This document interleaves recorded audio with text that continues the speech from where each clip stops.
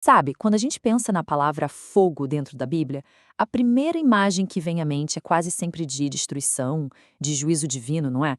Mas e se essa for só a ponta do iceberg? O fogo na Bíblia é muito mais complexo. É um símbolo de teste, de purificação e até da presença de Deus que nos capacita. Vamos mergulhar juntos nessa imagem que é tão poderosa e cheia de significados. Essa frase, uau, nosso Deus é fogo consumidor. Ela é forte, quase intimidadora, e ela resume perfeitamente a essência do que a gente vai conversar. Um poder imenso que, ao mesmo tempo que pode destruir o que é ruim, também pode refinar e purificar o que tem valor. É exatamente essa dualidade que a gente vai explorar hoje. Então, esse aqui vai ser o nosso caminho, tá bom? A gente começa com a imagem mais conhecida do fogo, como uma ferramenta de poder. Depois, a gente vai aprofundar nos significados de teste, purificação, até a gente chegar no clímax, na sua revelação final, lá no Novo Testamento. Vamos lá então, começando pela associação mais forte e talvez a que dá mais medo, essa imagem de um Deus de fogo. De onde será que vem essa ideia que está tão marcada na nossa cultura? E olha, não é à toa. A cena do fogo e enxofre caindo do céu sobre Sodoma e Gomorra é uma das mais famosas e impactantes da Bíblia. Ela praticamente carimbou na nossa mente a ideia do fogo como a manifestação visível, aterrorizante do julgamento de Deus contra o mal. Mas o fogo não servia só para punir cidades inteiras. Ele também foi o palco de uma das maiores demonstrações de poder de todo o Antigo Testamento, um verdadeiro tira-teima da fé.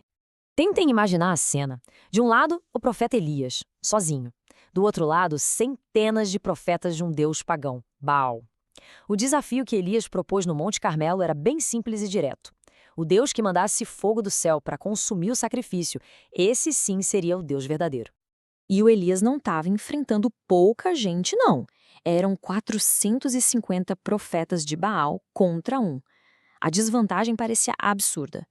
Os profetas pagãos gritaram, dançaram, se cortaram por horas e nada, silêncio total.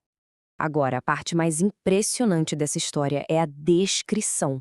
O fogo não queimou só o sacrifício e a lenha, ele consumiu tudo: as pedras do altar, o pó da terra e até a água que o próprio Elias mandou jogar em volta para deixar o desafio ainda mais impossível.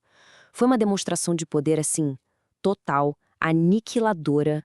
O ponto-chave aqui é que esse episódio no Monte Carmelo transformou o fogo num sinal de autoridade que não dava para contestar. Depois daquilo, não tinha mais espaço para dúvida. O Deus de Israel era o Deus que respondia com fogo. Essa imagem do fogo que julga é muito forte. Mas a Bíblia mostra que o fogo tem outra função. Uma função que não quer destruir a pessoa, mas sim testar a qualidade daquilo que ela construiu na vida. Vamos ver essa outra face, a prova pelo fogo. É aqui que a coisa fica muito interessante. O apóstolo Paulo, lá em 1 Coríntios, capítulo 3, ele traz uma ideia nova, um fogo que prova, um fogo que testa a qualidade do que a gente construiu em cima da nossa fé. É muito importante a gente fazer uma distinção aqui, ok? A ideia de Paulo sobre o fogo que testa as obras no dia do juízo é diferente do conceito de purgatório. Como a gente vê na comparação, o fogo de 1 Coríntios testa as obras, não purifica a pessoa. Ele acontece no juízo final, não logo depois da morte. E o resultado pode ser a perda das obras que não valeram nada, mas a pessoa, em si, é salva. A imagem aqui é de arrepiar. Pensa em alguém que consegue escapar de um prédio em chamas. A pessoa sobrevive, mas tudo que ela tinha lá dentro, tudo que era inflamável, se perdeu. É exatamente essa analogia que Paulo faz. A salvação da pessoa está garantida, mas as obras que foram inúteis, essas são consumidas pelo fogo e se perdem para sempre. Ok, então o fogo testa o que a gente constrói. Mas e se ele também nos purificar por dentro?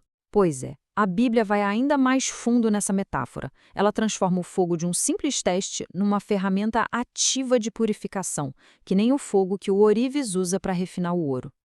Essa é uma das metáforas mais bonitas e, de certa forma, consoladoras da Bíblia.